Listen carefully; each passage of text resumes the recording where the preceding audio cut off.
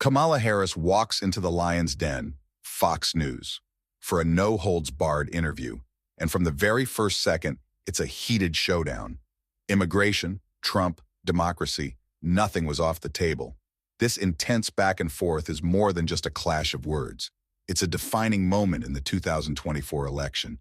Stay tuned as we dive deep into what went down and what it means for the race ahead. Let's paint the picture. It's been a tight race leading up to the 2024 election. Vice President Kamala Harris, facing criticism for not doing enough interviews, steps into hostile territory. A Fox News interview with Bret Baier. Fox News, known for being one of the most critical voices of the current administration, was not going to make this easy for her. But Harris didn't shy away. In fact, this nearly 30-minute interview was one of her boldest moves yet. No softball questions, no warm-up. Right from the start, the pressure was on, and immigration was the first hot-button issue. Immigration has been one of the biggest talking points during both the Trump and Biden administrations, and Baier wasted no time bringing it to the forefront. Harris was immediately asked to account for the number of illegal immigrants released into the country under the Biden administration. How many illegal immigrants has your administration released into the country over the last 3.5 years? I'm glad you raised immigration. It's an important topic, and people want to discuss it. But let's focus on the facts. But Baier wouldn't let her off the hook. He pressed for specifics. Is it 1 million?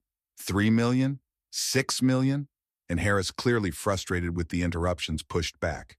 Let me finish, she said. It was clear that both sides were digging in. Now let's break this down. Harris wasn't just dealing with an aggressive line of questioning.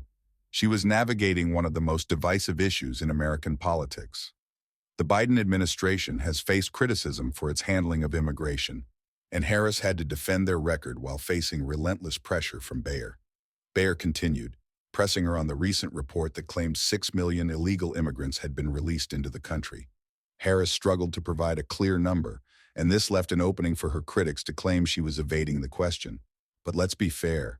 Immigration is an immensely complex issue, and pinning down a single number doesn't capture the full picture. The truth is, immigration policies are shaped by decades of bipartisan decisions, changing laws, and court rulings, all of which impact the current situation.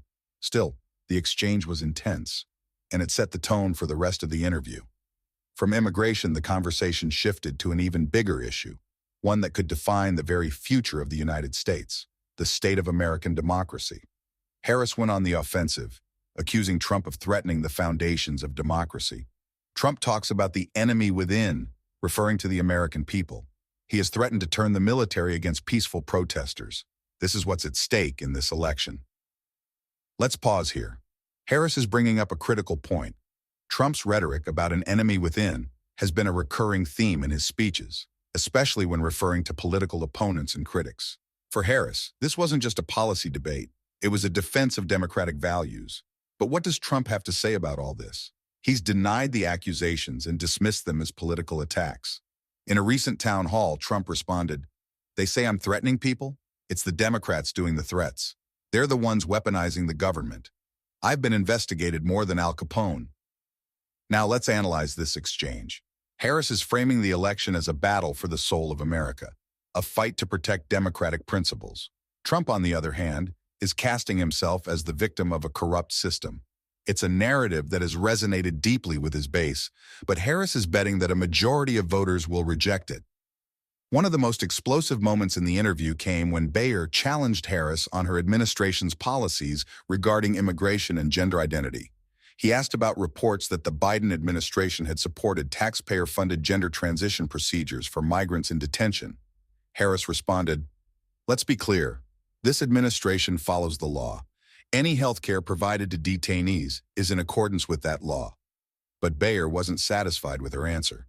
He pressed her again, asking if she personally supported taxpayer money being used for such procedures. Harris didn't directly answer the question, instead pivoting to a critique of Trump's policies. This exchange struck a nerve with many conservative viewers, who see gender identity issues as a major cultural and political battleground. But for Harris, this wasn't about sidestepping the issue. It was about sticking to her message and avoiding the divisive cultural debates that can alienate moderate voters. Here's the big question. Did this interview help Kamala Harris win over any new voters? Let's break down the potential impact. On one hand, Harris showed that she's willing to take the heat and face tough questions head-on. That's a critical trait for any presidential candidate, and it's something her supporters will rally behind. But on the other hand, her critics might argue that she dodged key questions, particularly on immigration and gender issues. Did she miss an opportunity to connect with more moderate or undecided voters? Possibly. Let's also consider the optics. Harris's supporters will point to her strong, passionate defense of democracy as a defining moment. Her critics, however, will likely seize on her lack of clear answers on immigration and her previous support for policies like driver's licenses and tuition for undocumented immigrants.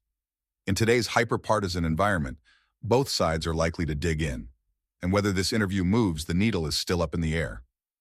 Kamala Harris took a bold step with this interview, and it's clear she's trying to shift the narrative ahead of 2024. Whether or not this move pays off will depend on how the public reacts in the coming days. As the campaign heats up, Harris will need to keep showing that she can handle the pressure, address the issues, and defend her record. The polls are close, and every moment counts. So what do you think? Did Kamala Harris hold her ground, or did Fox News score points with their tough questions? Is she ready for the presidency, or did this interview reveal vulnerabilities? Let us know in the comments, and don't forget to subscribe for more in-depth analysis of the 2024 election.